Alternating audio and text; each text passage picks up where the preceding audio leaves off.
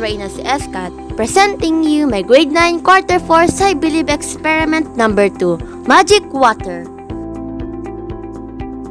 Here are the materials: water, plastic bottle, food color, and magic water. Procedure: fill the plastic bottle with water. Add food color and stir. Pour the magic water to the plastic bottle and stir again.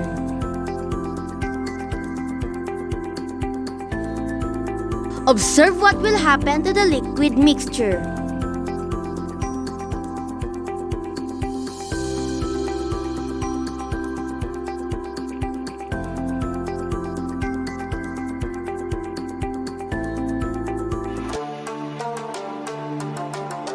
When food color is mixed with water, it becomes a homogeneous mixture. By definition of homogeneous in simple words, it is the one that's mixed or blended together so well that all of the ingredients will not separate out even over time.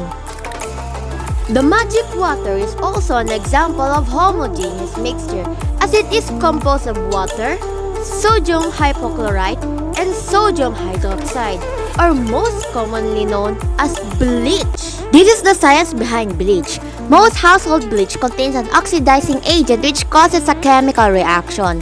When bleach reacts with the stain molecule, the chemical structure of the stain molecule's chromophore changes and the visible stain disappears.